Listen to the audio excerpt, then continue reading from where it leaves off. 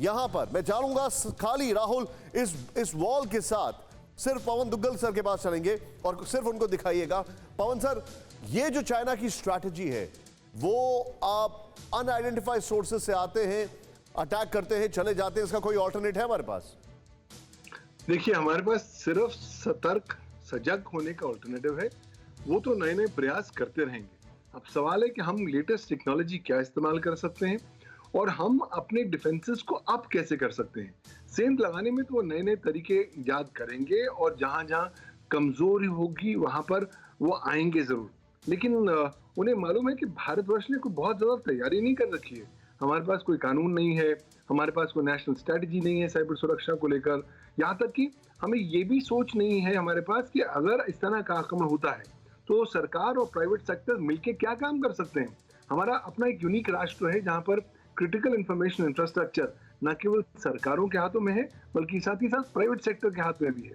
तो लिहाजा ये थॉट प्रोसेस के केवल साइबर सुरक्षा के काम सरकार करेगी, प्राइवेट सेक्टर नहीं करेगी, ये बात इतनी ज्यादा उसका औचित्य नहीं है। आवश्यकता है कि दोनों को साथ मिलकर काम करना पड़ेगा, अपने डिफेंसेस अप करने पड़ेंगे, एक डेडिकेटेड साइबर आर्मी बनानी पड़ेगी जो 24 घंटे भारत के प्रभुता संबंधी इंटरेस्ट इंटरनेट पर जो है उसका संरक्षण कर सके।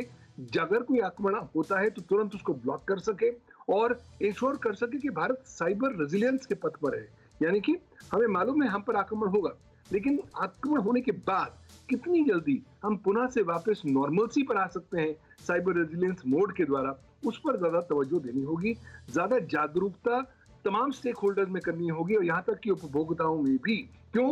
क्योंकि जब तक हम लोग साइबर सुरक्षा को जीवन जीने की शैली के स्वरूप में अडॉप्ट नहीं करेंगे तब तक बुनियादी तौर पर चुनौती बनी रहेंगी।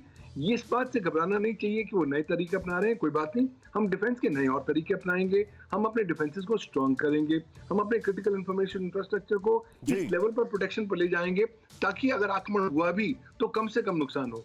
तो बहुत आप जो बता रहे हैं सर, अब मैं आपके सामने, आपको तो शायद पवन सर हैरानी ना हो, उसके बाद मैं जल साहब के पास आ रहा हूं, सुमित के पास आ रहा हूं कि हमारी तैयारी क्या है। लेकिन आइए जरा देखें हम लोग किन किन कंपनीज को टारगेट किया जा चुका है, बल्कि उससे पहले कब कब टारगेट किया गया है, उससे पहले कब कब राहुल सबसे पहले कब कब टारगेट किया गया है भारत को। आइए दिखाते हैं, ये जरा यहां पर देखें आप इसको, ये समझने वाली बात है कैसे किस किस कब कब टारगेट किया गया, ये आप देखें हमारे सामने कब कब भारत को टारगेट किया गया। ये देखें आप, ऐसा रिपोर्ट्स कहती हैं कि गृह मंत्रालय, विदेश मंत्रालय की वेबसाइट को 2012 में, एनआईसी की वेबसाइट को 2009 में, पीएमओ डीआरडीओ को 2013 में, नॉर्दर्न पावर ग्रिड को 2012 में, ये सब टारगेट किए जा चुके हैं।